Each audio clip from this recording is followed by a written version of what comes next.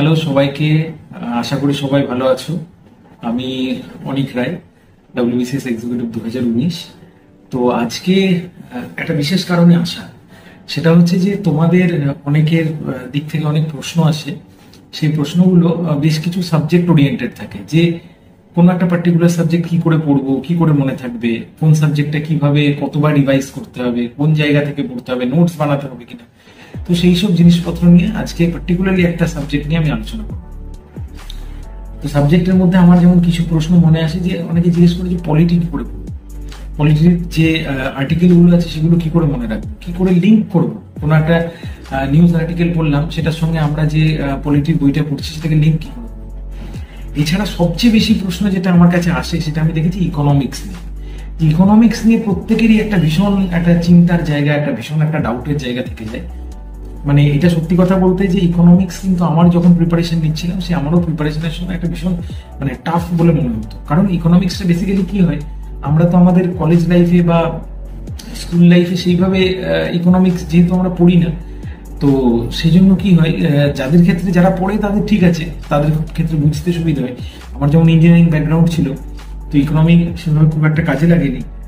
তো যখন এই প্রিপারেশনটা শুরু করলাম, তখন পুরো একটা নতুন জিনিস, এবং মানে সেটা এতটাই ভাস্ট এবং এতটাই সেটা কারেন্ট সিনারিও, যেটা আমাদের গ্লোবাল সিনারিও যেটা চলছে, বা যেটা আমাদের কারেন্ট ইকোনমিক পজিশন, সেটার সঙ্গে এতটাই এই ইকোনমিটা কানেক্টেড, যে সেক্ষেত্রে পুরো সিস্টেমটাকে ধরা বা সিস্টেমটাকে বোঝা, এবং তার সঙ্গে গ্লোবালাইজেশনের তার কি এফেক্ট করছে, কি হচ্ছে, এই জিনিসগুলোকে একটু ধরাটা টাফ হয়ে যায়। আর এটার জন্য সবচেয়ে বেশি যেটা ইম্পর্টেন্ট, সেটা হচ্ছে কনসেপ্টটা ক্লিয়ার করা। এই কনসেপ্ট ক্লিয়ার করার সময়ই আসে মেইন ডাউটটা। তো আমার কাছে যে প্রশ্নগুলো আসে, সেটা কিছু প্রশ্ন আমি নমুনা দেখাতে চাই, যে এই টাইপের প্রশ্ন আসে আমার কাছে।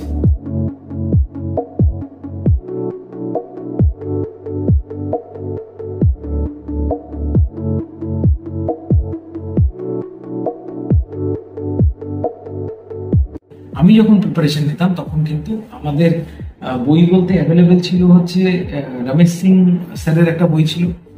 এছাড়া ছিল হচ্ছে কিছু ইউপিএসসি ম্যাটেরিয়াল, যেগুলো অনলাইনে গুগল সার্চ করলে তোমরা পেয়েই যাবে। পিডিএফ আকারে হয়তো কিছু ইনস্টিটিউটে তোমরা পেতে পারো, যেগুলো খুব ভালো, বেশ মানে হেল্পফুল হতে পারে।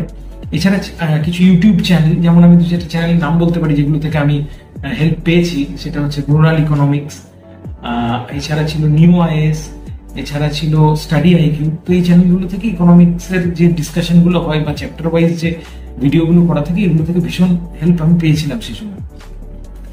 তো এখন ইকোনমিক্সের ক্ষেত্রে তোমাদেরকে সবাইকে বলবো, যে এই যে চ্যাপ্টারগুলো, এই যে ইউটিউবের চ্যানেলগুলো আমি বললাম, এই চ্যানেলগুলো একবার দেখতে পারো।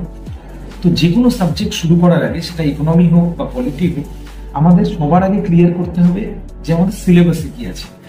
তো আমি যদি সিলেবাসটা দেখি, আমি একটু সিলেবাসের ওভারভিউটা দিয়ে দিই ইকোনমিক্সের ক্ষেত্রে। যেমন national income, economic growth versus economic development, poverty, inequality, unemployment, এছাড়া inflation, Indian tax structure, public finance, economic planning, যেটা আমাদের প্ল্যানিং কমিশন ওই পঞ্চবার্ষিকী পরিকল্পনাগুলো যেগুলো ছিল, তারপরে নীতি আয়োগ ফর্ম করে, এবং সেখানে যে একটা লং টাইম গোল সেট করে সেখানে কি কি প্ল্যানিং গুলো নেওয়া হয়েছে এবং কিভাবে তার ইমপ্লিমেন্টেশন হচ্ছে, এইগুলো সম্বন্ধে। Money banking, Indian land reform, agricultural sector, এছাড়া রয়েছে যেমন irrigation in India, Indian industry, food processing, balance of payment, যেটা ভীষণ ভীষণ ইম্পর্টেন্ট, এখানে ইম্পোর্ট এক্সপোর্ট, তারপরে আমাদের যে ফরেক্স রিজার্ভ আছে, এগুলো নিয়ে আলোচনা আছে। সার্ভিস সেক্টর একটা ভীষণ ইম্পর্টেন্ট চ্যাপ্টার। এছাড়া ইন্টারন্যাশনাল ইকোনমিক যে ইনস্টিটিউশনস গুলো আছে, যারা বিভিন্ন র্যাঙ্কিং বের করে, যে কোন দেশ কোন যে সূচকে কত নম্বরে রয়েছে, কোন পার্টিকুলার দেশকে কত র্যাঙ্ক দেওয়া হয়েছে। তো এই জিনিসগুলো, যেমন কারা কারা যেরকম এই ইনস্টিটিউটগুলোর মধ্যে, যেমন হচ্ছে IMF আছে, WEF আছে, WTO আছে, গ্যাট আছে। তো প্রিপারেশন ফেজে, যেমন ওই রমেশ সিং স্যারের যে বইটা আমাদের ছিল, সেই সময়টা যখন ওই বইটা পড়তাম, বইটার যেটা আমার মনে হয়েছে, সেই বইটা ভীষণ ভালো বই এবং এক্সেলেন্ট। মানে কেউ যদি কনসেপ্টটাকে ক্লিয়ার করতে চায়, সেই বইটা অসাধারণ বই কনসেপ্ট ক্লিয়ারের জন্য। কারণ প্রত্যেকটা জিনিস একদম ডিটেল ডিসকাশনে ভীষণ ভালোভাবে এখানে আলোচনা করা রয়েছে। কিন্তু এই বইটা সম্বন্ধে একটা জিনিস বলার, যে তোমরা যদি কনসেপ্ট তোমাদের ক্লিয়ার করার থাকে, তাহলে তোমরা কিন্তু এই বইটাকে তোমরা ফলো করতে পারো। এটা হচ্ছে রমেশ সিং স্যারের বই, ঠিক আছে? তো এই বইটাকে ফলো করতে পারো, কিন্তু এটা অনলি টেক্সট পারপাস। তার কারণ হচ্ছে এখানে যে ডিসকাশনটা রয়েছে, এখানে কিন্তু কারেন্ট সিনারিও বা আমাদের যে এক্স্যাক্টলি যে টাইপের কোশ্চেনগুলো এখনকার প্যাটার্নে আসছে এবং এখনকার যে কারেন্ট সিচুয়েশনের সঙ্গে মানে ট্যালি করে যে কোশ্চেনগুলো, সেইগুলো কিন্তু একটু এই বই থেকে খুব একটা আইডিয়া পাওয়া যাবে না আমার মনে হয়। তার কারণ হচ্ছে এই বইটা পুরোপুরি টেক্সট পারপাসে বানানো, এবং যার কনসেপ্ট ক্লিয়ার করার থাকবে তার ক্ষেত্রে কিন্তু এই বইটা ভীষণ ভালো বই কনসেপ্ট ক্লিয়ার করার জন্য। প্রিপারেশনের সময় যেটা আমাদেরকে করতে হবে সেটা হচ্ছে এই বইটা যদি রমেশ সিং স্যারের বইটা যদি থাকে তোমরা পড়তে পারো, এবং পড়ে এই বইটা থেকে তোমাদেরকে যেটা করতে হবে আলাদা করে একটা নোট মেকিং করতে হবে, যে এই বইটার এত কিছু তো সাবজেক্ট রয়েছে, এত কিছু চ্যাপ্টার রয়েছে, সবকিছু যে সমস্তটা আমাকে পড়তে হবে সেটা কিন্তু ইম্পর্টেন্ট নয়, তাতে সময় নষ্ট হবে। নোট বানানোর ক্ষেত্রে এটাই বলবো, যদি নোট বানাও তাহলে সেটার ক্ষেত্রে কিন্তু আরেকটা আলাদা করে তোমাকে সময় দিতে হবে সেটার পেছনে। তো সেটা যদি মানে তোমাদের পড়ার টাইমটার পরে, মানে যে টাইমটা তোমরা নিজেরা পড়াশোনা করছো বা যে টাইমটা যদি কেউ চাকরি করো, তাহলে সারাদিনের যে চাকরির সময়টা, যে সময়টা তোমরা অফিসে থাকো, সেই সময়টার পরেও তোমাকে আলাদা করে একটু নোট বানানোর জন্য সময় দিতে হবে, এবং প্রপার ওয়েতে নোট বানিয়ে এই বইটা তোমরা পড়াশোনা করতে পারো। আর পার্টিকুলারলি এই বইটা নিয়ে যদি আমি আলোচনা করি, জেক সিনারিয়া স্যারের লেখা এই বইটা ইন্ডিয়ান ইকোনমি, সবটা এখনো মানে পড়া হয়ে ওঠেনি, কিন্তু কিছু কিছু জায়গা আমি দেখলাম ভীষণ ভীষণ ভালো লেগেছে। সেটা হচ্ছে এই যে নোট মেকিং এর কথাটা আমি এক্ষুনি বললাম অন্য বইয়ের ক্ষেত্রে, এই বইটা পুরোপুরি ভাবে নোট মেকিং করেই দেওয়া আছে এই বইয়ের মধ্যে। কারণ এই বইটা যদি তোমরা দেখো তাহলে দেখবে সবচেয়ে ইম্পর্টেন্ট যেটা আমরা নোট মেকিং এর সময় কি করি, একটা বই পড়ি, তারপরে সেই বইয়ের যে কিওয়ার্ডস গুলো আছে, যে জায়গাগুলো আমাদের মনে হচ্ছে যে ভীষণ ইম্পর্টেন্ট, সেই জায়গাগুলোকে আমরা ইদার হাইলাইটার দিয়ে হাইলাইট করি, অথবা আমরা সেটাকে পেন দিয়ে মার্ক করে রাখি, বা আমরা খাতায় সেটাকে কোথাও একটা এক জায়গায় লিখে তুলে রাখি, এবং সেখানে কিছু নতুন ইনপুট আমরা দিয়ে থাকি। তো এই বইটা যদি তোমরা দেখো তাহলে দেখবে এই বইটা, আমি জানি না কতটা দেখাতে পারবো, এই বইটার ক্ষেত্রে দেখো এখানে এই ইম্পর্টেন্ট যে জায়গাগুলো রয়েছে, যে জায়গাগুলো ভীষণ মনে হচ্ছে যে গুরুত্বপূর্ণ হতে পারে এবং এই জায়গাগুলোর উপর প্রশ্ন আসতে পারে, এমসিকিউ আসতে পারে, সেই জায়গাগুলো কিন্তু এই ব্লু কালার দিয়ে এই বইটাতে পুরো মার্ক করে দেওয়া আছে। তো এক্ষেত্রে আমি বলবো এই বইটা যদি তোমরা পড়ো তাহলে এক্ষেত্রে তোমাদের ওই নোট মেকিং এর যে আলাদা করে যে একটা সময় দেওয়া বা নোট মেকিং এর জন্য আলাদা একটা মাথা কাটানোর যে ব্যাপারটা থেকে যাচ্ছে, সেটা একদমই এই হেডেকটা থাকবে না, কারণ অলরেডি নোট মেকিং করাই আছে, এখানে সমস্তটা নোট ফর্মে দেওয়া আছে। তুমি যদি তোমার কনসেপ্ট ক্লিয়ার করতে চাও তাহলে দেখবে তোমার কনসেপ্টটা এই বইয়ে ভীষণ সুন্দরভাবে প্রত্যেকটা জিনিস এক্সপ্লেন করা আছে। এবং সবচেয়ে যেটা মানে ভালো জিনিস, যে আমরা ছোটবেলায় দেখবে সেই বইগুলো পড়তাম যে বইগুলোতে খুব ছবি দিয়ে সুন্দরভাবে টেবিল রেখে সেই বইগুলোকে আলাদা আলাদাভাবে মানে চোখে পড়ার মতো ইম্পর্টেন্ট ইনফরমেশন যেগুলো থাকে সেগুলোকে টেবিল ফর্মে বা ছবির আকারে বা গ্রাফ করে সুন্দরভাবে রিপ্রেজেন্ট করা আছে। এই বইয়ের ক্ষেত্রে আমার যেটা মনে হয়েছে, এই বইয়ে কিন্তু এই জিনিসটা ভীষণভাবে গুরুত্ব দেওয়া হয়েছে। প্রত্যেকটা জিনিস যেটা যেটা ইম্পর্টেন্ট হতে পারে সেটাকে টেবিল ফর্মে দেওয়া আছে, আর না হলে সেটাকে বক্স ফর্মে ইম্পর্টেন্ট জায়গাগুলো পার্টিকুলারলি ডিসকাশন করা আছে। কোনো কোনো জায়গায় যেমন দেখলাম আমি, সেটা হচ্ছে যে কিছু ইম্পর্টেন্ট জিনিস সেগুলোকে, কিছু ইম্পর্টেন্ট আর্টিকেল সেগুলোকে কিন্তু আলাদা করে হাইলাইট করা আছে। এছাড়া এই বইয়ের মধ্যে যেটা আছে, যেমন এই যে এই পেজটাতে এখানে একটা টেবিল আছে, এখানে একটা টেবিল আছে, এখানে একটা টেবিল আছে। তো টেবিল ফর্মে এই যে টেবিল ফর্ম গুলো দেওয়া আছে, এই টেবিল ফর্মে কিন্তু আমাদের যে কোনো জিনিস বুঝতে বা পড়তে খুব সুবিধা হয়। তার কারণ পুরো একটা ডিসকাশন, এখানে 10 পাতা ধরে একটা ডিসকাশন রয়েছে কি 2 পাতা ধরে একটা ডিসকাশন রয়েছে, সেই ডিসকাশনটা পড়ে নেওয়ার থেকে সেটাকেই যদি টেবিল ফর্মে একটা ছোট্ট জিস্ট করে দেওয়া থাকে, সেটা কিন্তু পড়ে নেওয়াটা অনেক ইজি হয়ে যায়। আর একটা জিনিস যেটা আমার খুব ভালো লেগেছে সেটা হচ্ছে প্রিভিয়াস ইয়ারের কোশ্চেন দেওয়া আছে। এক্ষেত্রে আমি বলবো প্রিভিয়াস ইয়ারের কোশ্চেন দেওয়া রইলেও সেগুলো কিন্তু ইউপিএসসি বেসড কোশ্চেন আছে, যদিও আমি ডাব্লিউবিসিএস এর প্রিভিয়াস ইয়ার এখানে দেখতে পাইনি। সেই প্রিভিয়াস ইয়ার কোশ্চেনগুলো আমি দেখছিলাম কিছু কিছু ক্ষেত্রে, যেমন এখন যদি আমরা পরীক্ষা দিই 2021-এর পরীক্ষা দেবো, 2012 সাল থেকে শুরু করে 2020 সাল অব্দি প্রিভিয়াস ইয়ারের সমস্ত ইউপিএসসি কোশ্চেনগুলো চ্যাপ্টার ওয়াইজ দেওয়া আছে। তাহলে কি হবে, এক্ষেত্রে সুবিধা হচ্ছে একটাই, আমি যদি কোনো একটা চ্যাপ্টার পড়ি, যদি আমি মানি ব্যাংকিং চ্যাপ্টারটা পড়ি, তাহলে সেই চ্যাপ্টারটা আমার কমপ্লিট করার পরে আমি সেখান থেকে ওই প্রিভিয়াস ইয়ার কোশ্চেনগুলোকে যদি দেখে নিই, সেই কোশ্চেনগুলোকে সলভ করলে বা সেই কোশ্চেনগুলোকে যদি আমি কিছু কোশ্চেন যদি নাও পারি, সেই কোশ্চেনগুলো দেখার পরে যদি আমি বইটাকে উল্টে বা অন্য কোনো সোর্স থেকে যদি কোশ্চেনগুলোকে সলভ করার চেষ্টা করি, তাহলে আমার কনসেপ্টটাও যেমন ক্লিয়ার হবে, তার সঙ্গে ওই জিনিসগুলো আমার ওই প্রিভিয়াস ইয়ারের একটা আইডিয়া থেকে যাবে যে কি টাইপের কোশ্চেন আসে, কিভাবে সেই কোশ্চেনটাকে আমাকে অ্যাটেন্ড করতে হবে, কিভাবে কোনো কোনো ক্ষেত্রে যেমন এলিমিনেশন প্রসেস দিয়ে আমরা উত্তরটা বের করি 4টে অপশনের মধ্যে, সবসময় যে উত্তর জানা থাকবে তা তো নয়। তো কোনো কোনো ক্ষেত্রে আমরা ডাইরেক্টলি উত্তরটা জানি, সেটা আমরা ঠিক করে দিই, আর কোনো কোনো ক্ষেত্রে ডাইরেক্টলি উত্তর না জানলে তখন আমরা এলিমিনেশন প্রসেসে যাই।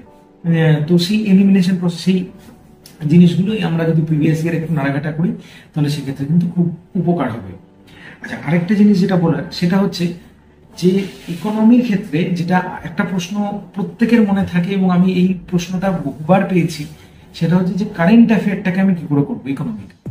তো জেনারেলি এই ক্ষেত্রে বলে রাখি যে ইকোনমির কারেন্ট অ্যাফেয়ার মানে কিন্তু সেই কারেন্ট অ্যাফেয়ারটা আসে হচ্ছে বাজেট বেসড অথবা ইকোনমিক সার্ভে যেটা রিলিজ হয় তার উপর ভিত্তি করে।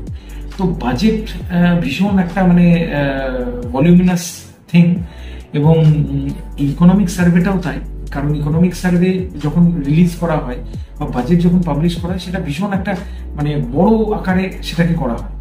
এই বইয়ের মধ্যে একটা সুবিধা আমি দেখেছি, সেটা একদম কারেন্ট সিচুয়েশনে যে আমাদের রিসেন্ট যে বাজেট বেরিয়েছে বা রিসেন্ট যে আমাদের ইকোনমিক সার্ভে যেটা রিলিজ হয়েছে, সেটাকে খুব সুন্দরভাবে সেটার অ্যানালিসিস রয়েছে ইম্পর্টেন্ট জায়গাগুলো। কারণ একটা বাজেটের মধ্যে আমাদের যে সিভিল সার্ভিসের পরীক্ষা, একটা বাজেটকে তো সমস্তটা পড়ে ফেলা সম্ভব নয়, মানে এটা প্রায় অলমোস্ট ইম্পসিবল। তো সেখান থেকে আমাকে বেছে নিতে হবে যে কোন কোন পার্টটা কোন কোন সেক্টরে, যেমন কোনো একটা পার্টিকুলার সেক্টরে কত ফান্ড অ্যালোকেট হচ্ছে, বা কোনো একটা নতুন বাজেটে নতুন স্কিম লঞ্চ হয়েছে এবং সেই স্কিমে একটা পার্টিকুলার টাকা অ্যালোকেশন হচ্ছে। তো এই জিনিসগুলো এখানে কিন্তু একদম ভীষণ রকম ভাবে গুরুত্ব দিয়ে এখানে স্কিমগুলো নিয়ে হোক বা ওই বাজেটের যে ডিসকাশনটা হোক বা অ্যানালিসিস হোক, সেই অ্যানালিসিস গুলো দেওয়া রয়েছে। মানে শুধুমাত্র বাজেট নয়, এখানে ইকোনমিক সার্ভেটাকেও অ্যানালিসিস করা যায়। তো যেমন ন্যাশনাল ইনকাম চ্যাপ্টার, প্রথম চ্যাপ্টার যদি আমরা দেখি, তাহলে 1.16 পেজে তোমরা দেখতে পাবে এই যে নিচে important facts based on economic survey 2020-21। তো এটার কথা আমি বলছিলাম যে ইকোনমিক সার্ভের যে জিস্ট পয়েন্টটা যেটা ইম্পর্টেন্ট এই চ্যাপ্টারের জন্য, সেই জায়গাটাকে কিন্তু মেনশন করা আছে এবং সেটাকে প্রপার টেবিল ফর্মে সেটা অ্যানালিসিস করা আছে, এবং কোনো কোনো জায়গায় কিন্তু বাজেটটাকেও ডিসকাস করা আছে খুব সুন্দরভাবে। আরেকটা এই বইয়ের প্লাস পয়েন্ট যেটা আমি দেখেছি, যেটা আমি অন্য অনেক বইয়ে জিনিসটা পাইনি, সেটা হচ্ছে প্রত্যেকটা চ্যাপ্টারের শেষে একটা করে চ্যাপ্টার সামারি করা আছে, যেটা ভীষণ ইম্পর্টেন্ট। আমরা যখন সিরিয়াল দেখি, তো সিরিয়ালে কি হয় যে আগের দিনে যে এপিসোডটা দেখেছি, পরের দিন নতুন এপিসোড দেখার আগে তার একটা রিক্যাপ দেখানো হয়, যাতে ওই পুরো সিরিয়ালটা আমার না দেখলেও ঠিক ইম্পর্টেন্ট জায়গাগুলো আমি দেখলে একটা লিঙ্ক খুঁজে পাই যে পরের দিন নতুন এপিসোডটা দেখার জন্য যে আমাকে আগের দিনের কোন কোন পোর্শনগুলো বুঝতে হবে। তো এখানে এই বইটাতে আমি দেখলাম যে প্রত্যেকটা চ্যাপ্টারে কিন্তু একটা চ্যাপ্টার অ্যানালিসিস বা ওই চ্যাপ্টারের একটা রিক্যাপ করা আছে, সামারি করা আছে, যেটা ভীষণ রকম ইম্পর্টেন্ট। কারণ অন্য কোনো সময় আমি যখন রিভাইজ করবো বা নেক্সট কোনো দিন যখন বইটা খুলবো, সবসময় পসিবল না যে পুরো চ্যাপ্টারটা আমার পক্ষে পড়া। তখন সেক্ষেত্রে এই চ্যাপ্টারের সামারিটাকে যদি আমি দেখে নিই, তাহলে পুরো জিনিসটা আমি আগের দিন কি পড়েছি কি বুঝেছি তার একটা ওভারভিউ আমি পেয়ে যাই। তখন আমার নতুন চ্যাপ্টারটা শুরু করলে কি হয়, ওই আগের ওভারভিউটার সঙ্গে আমি আগের চ্যাপ্টারটার সঙ্গে খুব সুন্দরভাবে লিঙ্ক করে নিতে পারি। আসলে প্রত্যেকটা চ্যাপ্টার তো ভীষণ লিঙ্কড। মানে আমি হঠাৎ করে একদিন ইকোনমিক সার্ভের একটা জায়গা পড়লাম, তারপরে একদিন হঠাৎ আমি মানি ব্যাংকিং পড়লাম, তারপর হঠাৎ একদিন জিডিপি নিয়ে পড়াশোনা করলাম, তাহলে আমরা কি হয় আলটিমেটলি খেইটা হারিয়ে যায়। তো এই প্রত্যেকটা চ্যাপ্টারের সঙ্গে প্রত্যেকটা চ্যাপ্টার যদি আমরা লিঙ্ক করে পড়তে পারি, তাহলে আমরা দেখবো আলটিমেটলি আমাদের কিন্তু সেটা খুব সুন্দরভাবে মনেও থাকবে, এবং ওই পিক্টোগ্রাফিক মেমোরি যেটাকে বলি, সেই মেমোরিতে আমরা ওটাকে স্টোর করেও রাখতে পারবো, এবং সিনেমার মতো জিনিসটা আমাদের কাছে মনে থাকবে, কারণ আমরা লিঙ্ক করে পড়েছি। ওইটা আমার যেটা মনে হয়েছে সেটা হচ্ছে ভীষণ রকম আপডেটেড। আমি লাস্ট বোধহয় দেখলাম যে এখন 2021 সাল চলছে, তো 2020 সালের অগাস্ট কি সেপ্টেম্বর অব্দিও এই বইটা কিন্তু অনেক জায়গায় আপডেট করা আছে। র্যাঙ্কিং এর ব্যাপারে এখানে একটা কথা বলেছে যে আমরা যে বিভিন্ন মানে গ্লোবাল ইনস্টিটিউট গুলো আছে, তারা বিভিন্ন দেশকে র্যাঙ্কিং দিয়ে থাকে। র্যাঙ্কিং বলতে কি, যে কোনো একটা বিভিন্ন যে ইন্ডেক্স গুলো রয়েছে, আলাদা আলাদা ইন্ডেক্স, যেমন একটা এক্সাম্পল গ্রস হ্যাপিনেস ইন্ডেক্স। তো এই টাইপের যে ইন্ডেক্স গুলো থাকে, বা করাপশন পারসেপশন ইন্ডেক্স, তো এই জিনিসগুলোতে আলাদা আলাদা র্যাঙ্কিং থাকে প্রত্যেকটা দেশে। তো এই বইয়ে আমি দেখেছি, এই বইয়ে কিন্তু রিসেন্ট যে র্যাঙ্কস গুলো আছে সেগুলোকে খুব সুন্দরভাবে আপডেটেড ওয়েতে র্যাঙ্কস গুলো দেওয়া আছে, এবং কোন ইনস্টিটিউট কোন র্যাঙ্কটা পাবলিশ করে, কোন ইনস্টিটিউট কোন রিপোর্ট পাবলিশ করে, সেই জিনিসগুলো ভীষণ সুন্দরভাবে ডিটেল ডিসকাশনে এই চ্যাপ্টার 8-10 ইন্টারন্যাশনাল ইকোনমিক ইনস্টিটিউশনের মধ্যে দেওয়া আছে। যেমন IMF, এছাড়া IBRD, IDA, IFC, WTO, গ্যাট, G7, G30, G33, G20, ASEAN, এছাড়া যেমন হচ্ছে যে সাসেক, এদের সম্বন্ধে খুব সুন্দরভাবে ডিসকাশন করা আছে। আর একটা জিনিস না বললেই নয়, যেটা আমি এই বইটাতে পেয়েছি, সেটা হচ্ছে আমাদের যে কারেন্ট সিচুয়েশনে আমরা কিন্তু একটা ভীষণ মানে টাফ সিচুয়েশনের মধ্যে দিয়ে যাচ্ছি, আমরা বলতে গোটা পৃথিবী, সেটা হচ্ছে কোভিড-19। এবং কোভিড-19 এই যে লকডাউন গোটা পৃথিবী জুড়ে, এবং তাতে কিন্তু আমাদের ইকোনমিক অ্যাক্টিভিটিস গোটা পৃথিবী জুড়ে বা ওয়ার্ল্ডের যে ট্রেডগুলো চলতো বিভিন্ন দেশের মধ্যে, সেটা ভীষণভাবে হ্যাম্পার হয়েছে। তাতে এক্সপোর্ট ইম্পোর্ট সেক্টর এবং যে ফরেক্স রিজার্ভ যেটা বিভিন্ন দেশের মানে ফরেন এক্সচেঞ্জ যে রিজার্ভের জায়গাটা, সেটাও কিন্তু ভীষণভাবে এফেক্টেড হয়েছে। এবং এর ফলে একটা বিরাট পরিবর্তন দেখা গেছে আমাদের গ্লোবাল ট্রেড সিনারিও যদি দেখি, গ্লোবাল সিচুয়েশন যদি দেখি, বিভিন্ন দেশের অর্থনৈতিক অবস্থা যদি দেখি, বিভিন্ন দেশের ইনফ্লেশন যদি দেখি, ডিফ্লেশন যদি দেখি, তাদের সেন্ট্রাল ব্যাংকের যদি আমরা কন্ডিশন দেখি, তাহলে সেখানেও দেখবো কিন্তু যে ভীষণ রকম একটা এফেক্ট পড়েছে এবং তার একটা ভীষণ পরিবর্তন দেখা গেছে। এই বইয়ে যেটা আমার সবচেয়ে খুব যেটা ভালো লাগলো, সেটা হচ্ছে কোভিড-19 প্রত্যেকটা চ্যাপ্টারের শেষে কোভিড-19 বিভিন্ন সিচুয়েশন তাতে কিভাবে এফেক্টেড হয়েছে সেই ডিসকাশনটা খুব সুন্দরভাবে করা আছে। যেমন প্রথম চ্যাপ্টার ন্যাশনাল ইনকামের যে চ্যাপ্টারটা রয়েছে, তারপরে জিডিপি, জিএনপি, এগুলো কোভিড-19 জন্য কিভাবে এফেক্টেড হয়েছে তার খুব সুন্দর করে এক্সাম্পল দিয়ে সেটার অ্যানালাইসিস করা আছে। আমি মানি ব্যাংকিং চ্যাপ্টারটা দেখছিলাম, সেখানেও কিন্তু এই মানি ব্যাংকিং, এই যে আমাদের সিআরআর, এসএলআর, এই যে বিভিন্ন জিনিসগুলো থাকে, সেইগুলোর ওপরেও যে কিভাবে কোভিড-19 এফেক্টটা কার্যকর হয়েছে সেই জিনিসটার কিন্তু প্রপার ডিসকাশন রয়েছে। এবং র্যাঙ্কিং স্পেসিফিক্যালি, এই র্যাঙ্কিং যে দেশের উপর কোভিডের এফেক্ট বেশি হয়েছে সেই দেশের অনেক ক্ষেত্রেই দেখা যাচ্ছে বিভিন্ন যে ইন্ডেক্সগুলো রয়েছে সেদিকে র্যাঙ্কিংটা কমে গেছে, এবং কোনো কোনো ক্ষেত্রে কোনো কোনো দেশের র্যাঙ্কিং হয়তো ভালো র্যাঙ্ক এসছে। তো কোভিড-19 সেটাকে কিভাবে এফেক্ট করেছে, কোভিড-19 ফলে আমাদের ইকোনমিক সিচুয়েশনে কি পরিবর্তন এসছে, আমাদের গ্লোবাল কন্ডিশনে কি পরিবর্তন এসছে, কোভিড-19 এফেক্ট করার জন্য আমাদের ট্রেডে কি গুরুত্বপূর্ণ চেঞ্জেস এসছে, এই প্রত্যেকটা ডিসকাশন কিন্তু একদম এই কারেন্ট সিচুয়েশনের সঙ্গে বেস করে, কারেন্ট সিচুয়েশনকে গুরুত্ব দিয়ে তার উপর খেয়াল রেখে কিন্তু এই বইটাতে খুব সুন্দরভাবে ডিসকাস করা রয়েছে। এছাড়া কারেন্ট অ্যাফেয়ারের যে ডাউটটা অনেকের থাকে ইকোনমির ক্ষেত্রে, যে কারেন্ট অ্যাফেয়ারে কিভাবে প্রিপেয়ার করবো, কোথা থেকে করবো, এখানে একটা খুব সুন্দর পয়েন্ট রয়েছে, সেটা হচ্ছে যে এখানে কোয়ার্টারলি কারেন্ট অ্যাফেয়ারের একটা লিঙ্ক দেওয়া আছে। এই লিঙ্কটা যদি আমরা ওপেন করি তাহলে সেখানে পিডিএফ ডাউনলোড করতে পারবো, সেখানে কোয়ার্টারলি কারেন্ট অ্যাফেয়ারটা আপডেট হচ্ছে প্রতি সময় সময় আর কি। তো এইটা একটা ভীষণ পজিটিভ পয়েন্ট, যে কারেন্ট অ্যাফেয়ারের জন্য আমাকে এদিক ওদিক দৌড়তে হবে না, কারেন্ট অ্যাফেয়ারটাও আমরা সেখানে ওই লিঙ্কটা যেটা দেওয়া আছে সেই লিঙ্ক থেকে আপডেটেড ভার্সনটা আমরা মাসে মাসে পেয়ে যাবো। এছাড়াও কারেন্ট অ্যাফেয়ারের জন্য তো আমি আগেই বলেছি কারেন্ট অ্যাফেয়ারের জন্য যে কি কি জিনিস আমাদেরকে পড়তে হবে। তো ওভারঅল আমি এটাই বলবো, আলটিমেটলি আমি এটাই কনক্লুড করবো যে তোমরা যারা যারা প্রিপারেশন নিচ্ছ তারা তোমাদের হাতে যে বইগুলো রাখতে পারো, সেই বইটার মধ্যে এই 1 নম্বর হচ্ছে রমেশ সিং স্যারের বইটা তোমরা রাখতে পারো। এই বইটা টেক্সটের উপর খুব গুরুত্ব দেওয়া হয়েছে, যেখানে খুব ভালোভাবে পুরো টেক্সট কনসেপ্টটা তোমাদের ক্লিয়ার হয়ে যাবে। কিন্তু এই বইটার মধ্যে তোমরা ওই পরীক্ষার আগে যে হ্যান্ডি প্রিপারেশন যে জিনিসগুলো হয় সেইটা হয়তো তোমরা পাবে না, সেটা তোমাদেরকে এখানে একটুখানি খাটাখাটনি করে তোমাদেরকে নোটসটা বানিয়ে নিতে হবে নিজে নিজে। তো যেটা একটু টাইম কনজিউমিং হতে পারে কিন্তু খুব ইম্পর্টেন্ট, যদি এই বইটা পড়ো তাহলে সেক্ষেত্রে তোমরা একটু নোটসটা বানিয়ে নিও অবশ্যই।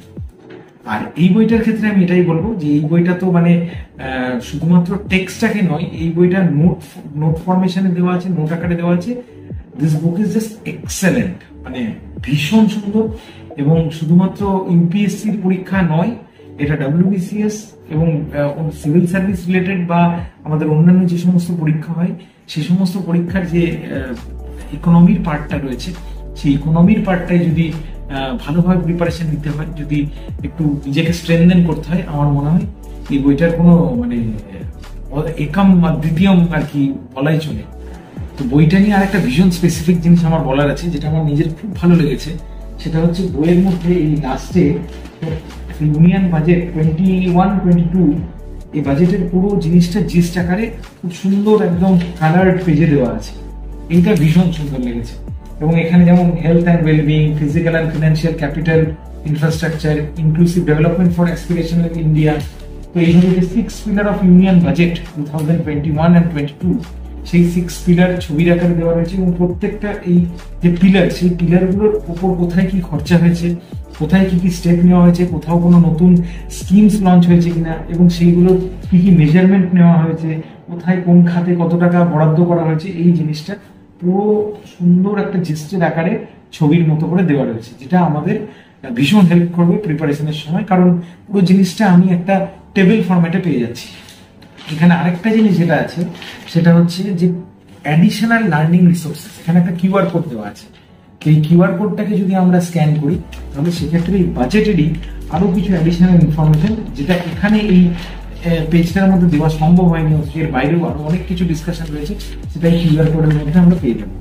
তো একটা চ্যাপ্টারের যদি আমরা একটু ওভারভিউটা দেখি, যেমন মানি ব্যাংকিং চ্যাপ্টার, তো মানি ব্যাংকিং চ্যাপ্টারের ওভারভিউ দেখলে যেমন কনসেপ্ট অফ মানি সাপ্লাই, এছাড়া এই M0, M1, M2, M3, M3 কে ব্রড মানি বলে, এর মধ্যে থেকে যেমন এই জিনিসটা পড়ে আমি এখানে একটা জিস্ট লিখেছি যে M0 published by RBI weekly, আর M3 এবং অন্যান্য যেগুলো আছে সেগুলো ফোর্টনাইটে, এছাড়া মানি মাল্টিপ্লায়ার হচ্ছে M3 বাই M0। তো এই জিনিসগুলো ছাড়া যেমন পরের পেজে হচ্ছে যে ক্রিপ্টোকারেন্সি কাকে বলে, ব্লকচেন টেকনোলজি সেখানে ইউজ হয়, ক্রিপ্টোকারেন্সির এক্সাম্পল যেমন বিটকয়েন, এথেরিয়াম, এই জিনিসগুলো, কত সালে ভারতে প্রথম ব্যাংকিং সিস্টেম স্টার্ট হলো, এবং তারপরে কিভাবে ইভলিউশনটা হলো, কিভাবে ইভলিউশন হয়ে তারপরে RBI তৈরি হলো, ন্যাশনালাইজেশন কবে হলো, এবং RBI ডিটেলস, RBI এর প্রথম গভর্নর কে, প্রথম ইন্ডিয়ান গভর্নর কে, এবং প্রথম মানে আমাদের একজন প্রাইম মিনিস্টারই এখনো পর্যন্ত RBI এর গভর্নর থেকেছেন, তিনি মনমোহন সিং। এছাড়া ডিটেলসে যেমন হচ্ছে RBI যে সাবসিডারিজগুলো আছে, কোথায় কারেন্সি এবং কয়েন মিন্টিং করা হয়, কারেন্সি নোট প্রিন্ট করা হয়, সেই জিনিসগুলো, ফাংশন অফ RBI ভীষণ ইম্পর্টেন্ট, কারণ প্রিভিয়াস ইয়ারে আমি দেখেছি এখান থেকে কিছু কোশ্চেন এসেছে। এছাড়া লায়াবিলিটিস অফ ব্যাংক, তারপরে হচ্ছে যেমন ক্রেডিট কন্ট্রোল, ক্রেডিট কন্ট্রোলের মধ্যে কি, যেমন কোয়ান্টিটেটিভ কন্ট্রোল, কোয়ালিটেটিভ কন্ট্রোল, এখানে ওই bank rate, liquidity adjustment facility, repo rate, reverse repo rate, CRR, SLR, এগুলো নিয়ে ডিসকাশন। এবং সবচেয়ে ইম্পর্টেন্ট পয়েন্ট হচ্ছে যে এই যে টেবিউলার ফর্মে দেওয়া আছে, এই টেবিল ফর্মেটে দেওয়া থাকার জন্য কি জিনিসটা পড়তেও খুব সুবিধা হয়।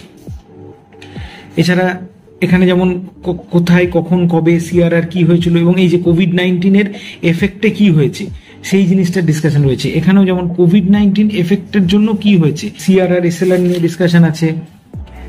ইনফ্লেশনের সঙ্গে CRR, SLR, repo rate, reverse repo rate কিভাবে ভ্যারি করে, কোভিড-19 যেটা আমি বলছিলাম যে কোভিড-19 এর সঙ্গে ওইটাকে পুরোপুরি সিঙ্ক্রোনাইজ করা আছে। কোভিড-19 এফেক্ট একদম রিসেন্ট সময়, আমাদের গত 1-1.5 বছরে যে কোভিড-19, সেই এফেক্টের ফলে কে, কোন ব্যাংক, কোথায় কোন গ্লোবাল ইনস্টিটিউশন কিভাবে মেজার্স নিয়েছে, তো সেই জিনিসগুলো এখানে ডিটেলস ডিসকাশন রয়েছে। মনিটারি পলিসি কমিটি সম্বন্ধে এখানে আলোচনা রয়েছে, এবং সেখানে এই যে কারেন্ট আমি বলছিলাম যে মার্চ 2021, এই সময়েও আপডেটটা কিন্তু এখানে পেয়ে যাওয়া যাচ্ছে, যেটা আমাকে আর নেট ঘেঁটে খুঁজে বার করার দরকার নেই, কারণ একদম রিসেন্ট আপডেটেড মার্চ 2021। এছাড়া কম্পোজিশন অফ MPC, কারা কারা থাকেন, মেম্বার কারা কারা হন, এক্স অফিসিও মেম্বার কারা হন, কারা গভর্নমেন্ট অফ ইন্ডিয়া দ্বারা নমিনেটেড হন, এই সমস্ত জিনিসগুলো। তো এই সব জিনিসগুলো যদি দেখি, শিডিউল কমার্শিয়াল ব্যাংক, এই যে কমার্শিয়াল ব্যাংকের মধ্যে কি কি শিডিউল, নন শিডিউল, শিডিউলের মধ্যে public sector bank, private sector bank, foreign bank, regional rural bank, যেটা RRB পরীক্ষা হয়, অনেকেই পরীক্ষা দেয়, সেগুলো, পাবলিক সেক্টর ব্যাংকের মধ্যে SBI, ন্যাশনালাইজ ব্যাংক, এইসব জিনিসগুলো, এবং সেখানে SBI সম্বন্ধে আলোচনা, SBI এর হিস্ট্রি, অনেক সময় প্রশ্ন চলে আসে ওখান থেকে, রিসেন্টলি SBI এর সঙ্গে মার্চ করা হয়েছে কোন কোন ব্যাংককে, এসব জিনিসগুলো, ন্যাশনালাইজড ব্যাংকস, অন্যান্য ন্যাশনালাইজড ব্যাংক, তাদের হিস্ট্রিটা, এবং রিসেন্ট ডেভেলপমেন্ট, এটা হচ্ছে কারেন্ট অ্যাফেয়ার রিলেটেড, এই যে 2020 মানে গত বছর কি কি এখানে কারেন্ট ডেভেলপমেন্ট হয়েছে, কি কি স্টেপস নেওয়া হয়েছে, কি কি মেজার্স নেওয়া হয়েছে, সেই ডিটেলসটাও আমরা পেয়ে যাচ্ছি। এগুলো রয়েছে, তাদের নিয়ে আলোচনা আছে। RRB সম্বন্ধে আলোচনা আছে, RRB ওন্ড বাই কি, যেমন সেন্ট্রাল গভর্নমেন্ট, স্টেট গভর্নমেন্ট এবং স্পন্সর ব্যাংক, যেটা তাদের কি কি, কার কি কত স্টেক থাকে, 15:35। তো এইসব জিনিসগুলো, কোঅপারেটিভ ব্যাংকের ডিটেলস, এবং এখানে একটা গত বছর একটা কারেন্ট অ্যাফেয়ার ছিল কোঅপারেটিভ ব্যাংক সম্বন্ধে, সেই কারেন্ট অ্যাফেয়ারটাও আমরা এখানটাই, যে এইটা the banking regulation amendment act 2020, এই কারেন্ট অ্যাফেয়ারে, এই জায়গাগুলো, কারেন্ট অ্যাফেয়ারের জায়গাগুলো আমরা কিন্তু এই বইয়ে পেয়ে যাচ্ছি। এছাড়া ডেভেলপমেন্ট ব্যাংকের ডিটেলস, সেখানে যেমন NABARD, SIDBI, IFCI, Exim bank, NHB, তাদের হিস্ট্রি এবং তাদের যে প্রচুর কারেন্ট অ্যাফেয়ার আছে এই জায়গা থেকে, সেই জায়গাগুলোকে এখানে এই যে ব্লু মানে মার্ক করে দেওয়া আছে, এইখান থেকেই স্পেসিফিক্যালি কারেন্ট অ্যাফেয়ারগুলো আছে, কত সালে তৈরি হয়েছে, কাদেরকে এরা, কাদের ক্ষেত্রে এরা টাকা নাবার্ড দিতে পারে, কত টাকা অবধি নাবার্ড রেজ করতে পারে, এবং কি কি ডেভেলপমেন্ট করতে পারে, fully governed by government of India, হ্যাঁ, তারপরে আরো যে জিনিসগুলো যেমন আইএফসিআই কে fully govern by government of India, বা কাদের ক্ষেত্রে আরবিআই এর এখনো পর্যন্ত স্টেক আছে, সেই সমস্ত ডিটেল ডিসকাশন কিন্তু এই একটা চ্যাপ্টারে আমি জাস্ট দেখালাম, এইভাবে আমরা এই বইটার মধ্যে পেয়ে যাচ্ছি। তো শেষে আমি এটাই কনক্লুড করব যে সামনেই পরীক্ষা চলে এসেছে, সবাই খুব ভালো করে প্রিপারেশন নাও। আমরা এখনো পুরোপুরি কোভিড থেকে কাটিয়ে উঠতে পারিনি, যদিও এখন অনেকটাই সিচুয়েশন কন্ট্রোলে, কিন্তু তাহলেও নিজেদের যত্ন রাখো, খেয়াল রাখো, বাইরে বেরোনোর সময় প্রপার মাস্ক, স্যানিটাইজার এগুলো ক্যারি করো।